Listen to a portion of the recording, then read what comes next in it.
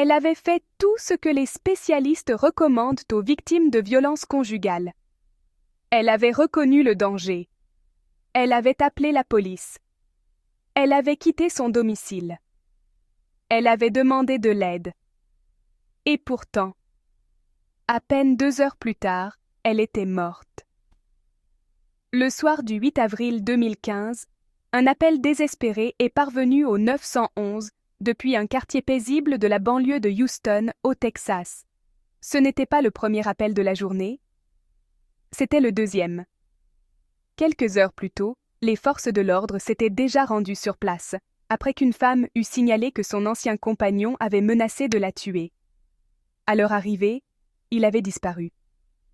Les policiers ont rédigé un rapport, puis sont repartis. Tout le monde pensait que le danger était passé. Mais lorsque les agents sont revenus après ce second appel d'urgence, ils ont découvert une scène si bouleversante qu'elle allait marquer toute l'enquête. Une femme gisait dans sa propre maison, mortellement poignardée. Une autre luttait pour survivre à ses blessures. Et à l'extérieur, le principal suspect n'était ni en fuite, ni caché, ni en train de résister à son arrestation. Il parlait calmement au téléphone avec son avocat. Que s'est-il réellement passé pendant ces 2 heures?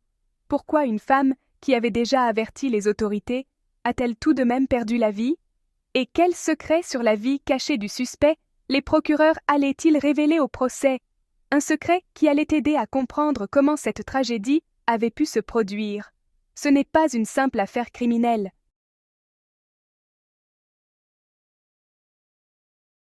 C'est l'histoire d'Evelyn Ebanang, une infirmière respectée, une fille dévouée et le principal soutien financier de sa famille, restée au Cameroun. Toute sa vie, elle s'est consacrée à prendre soin des autres, à offrir un avenir meilleur à ceux qu'elle aimait et à construire une maison pour ses parents âgés. Elle ne vivra jamais assez longtemps pour l'avoir terminée.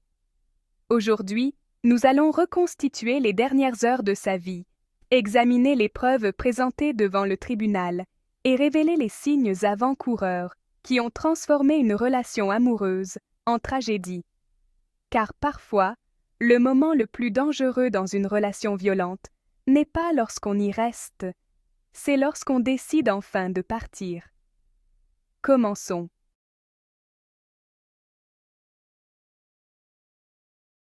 Une femme qui a construit ses rêves à travers les continents.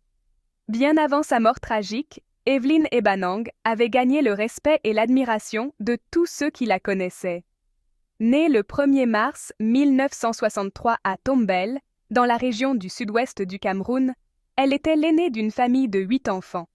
Élevée dans une famille presbytérienne profondément croyante, elle a très tôt assumé les responsabilités qui accompagnent souvent le rôle d'aînée, montrer l'exemple et soutenir ses frères et sœurs. Pour elle, l'éducation représentait la clé d'un avenir meilleur.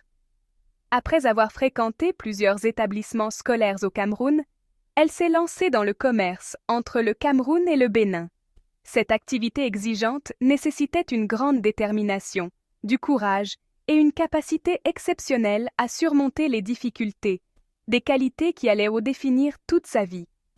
Au début des années 1990, elle s'installe à Londres, où elle poursuit des études en administration et en secrétariat.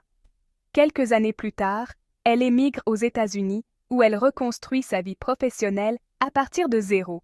Plutôt que de poursuivre une carrière de bureau, elle choisit de devenir infirmière, une profession qui reflétait parfaitement son profond désir d'aider les autres. Obtenir le diplôme d'infirmière diplômée aux États-Unis n'était pas une mince affaire.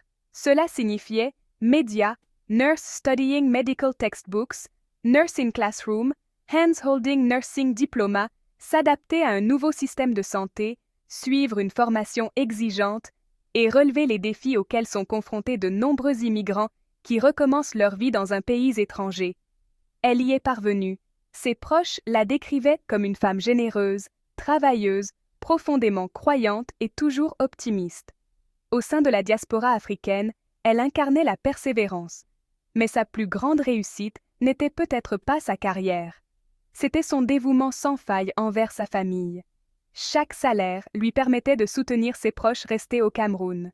Elle envoyait Media, Woman Sending Money at Western Union, Packed Box, with Clothes and Medicine, Hands Placing Cash in Envelope de l'argent, des médicaments, des vêtements et du matériel scolaire.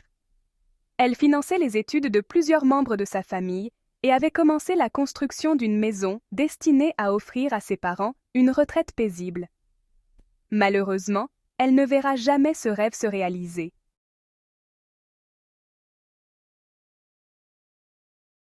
Une relation devenue dangereuse. Après son installation aux États-Unis, Evelyn fait la connaissance d'Osa Aloaneke, un immigré nigérian vivant dans la région de Houston. Les circonstances de leur rencontre restent peu connues.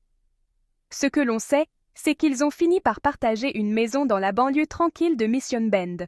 Aux yeux des voisins, ils formaient un couple ordinaire. Mais derrière les portes closes, leur relation se détériorait progressivement.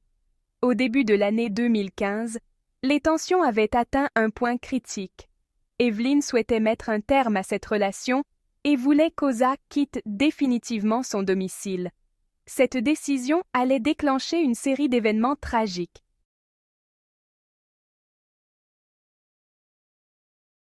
Le 8 avril 2015, le jour où tout a basculé. Vers 17 h, Evelyn contacte le bureau du shérif du comté de Fort Bend. Elle signale qu'Osa vient de menacer de la tuer. Les adjoints interviennent rapidement, mais lorsqu'ils arrivent, le suspect a déjà quitté les lieux. Craignant pour sa sécurité, Evelyn se réfugie chez une amie proche, Veronica. 2 heures plus tard, quelqu'un l'informe qu'Osa est revenue à la maison et tente d'y entrer. Elle appelle immédiatement le 911 une seconde fois. Pendant que les forces de l'ordre se dirigent vers la maison, Evelyn et Veronica pensent que le danger est passé et décident de rentrer chez elles. Elles se trompent.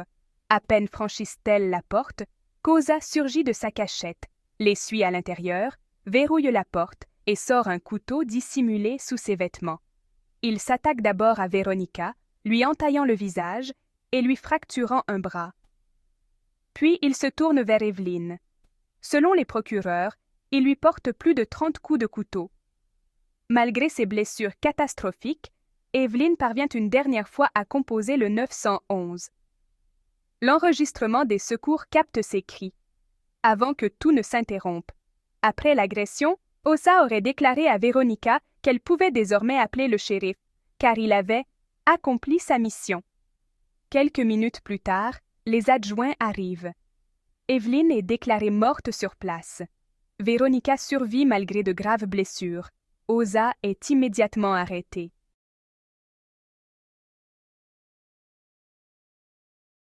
Une enquête accablante. Dès le début de l'enquête, les preuves contre Osa sont accablantes. L'ADN retrouvé sur ses mains ensanglantées correspond à la fois au sien et à celui d'Evelyn. La survivante l'identifie formellement comme son agresseur. L'enregistrement du 911 documente les derniers instants terrifiants de la victime. Mais les enquêteurs découvrent également d'autres éléments. Au cours du procès, les procureurs révèlent des aspects de la vie personnelle d'Osa que la famille d'Evelyn ignorait. Des preuves montrent qu'il faisait également face à une autre procédure judiciaire pour sollicitation de prostitution. Des policiers infiltrés témoignent que, quelques mois avant le meurtre, alors qu'il vivait encore avec Evelyn, il avait tenté de recruter ce qu'il croyait être une prostituée, qui était en réalité une agente de police.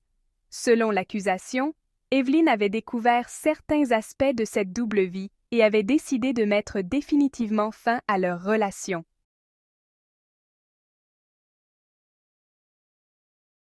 Justice pour Evelyn. Près de 3 ans après les faits, le procès s'ouvre enfin. Les jurés entendent les témoignages de Veronica, des experts médico-légaux, des enquêteurs, ainsi que des membres de la famille d'Evelyn. L'un des moments les plus bouleversants survient lorsque son jeune frère présente des photographies de la maison inachevée qu'elle construisait pour leurs parents au Cameroun. Ces images représentent bien plus que des briques et du ciment. Elles symbolisent des années de sacrifice, d'espoir et d'amour. Les procureurs décrivent Osa comme un homme animé par une véritable mission de douleur et de destruction. Le jury partage cette conclusion. En janvier 2018, Osa Aloaneke est reconnu coupable de meurtre. Il est condamné à 40 ans de prison, avec l'obligation de purger une partie importante de sa peine avant toute possibilité de libération conditionnelle, conformément à la loi du Texas. Pour la famille d'Evelyn, aucune condamnation ne pourra jamais remplacer la fille, la sœur et le soutien qu'elle représentait. Mais ce verdict leur apporte enfin ce qu'ils attendaient depuis près de 3 ans: la justice.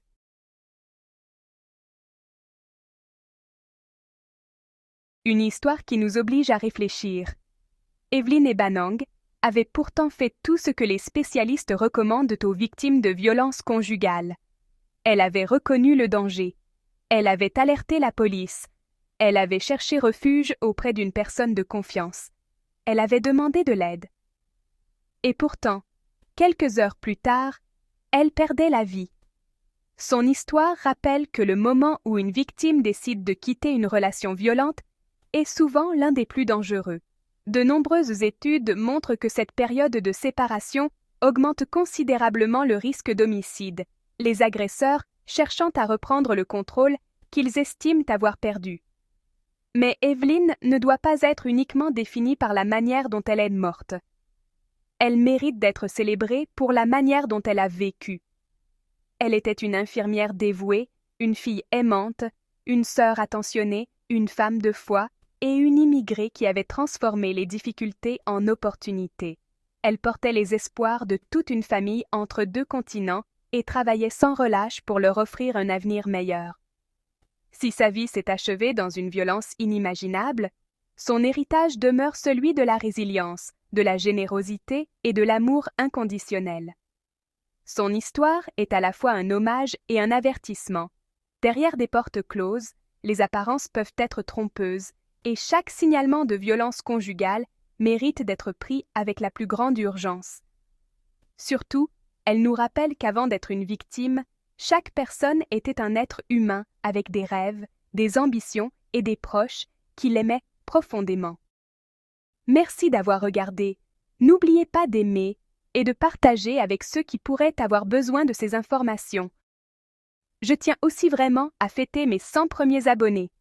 Alors s'il vous plaît, aidez-moi à atteindre cet objectif en cliquant sur le bouton « S'abonner ».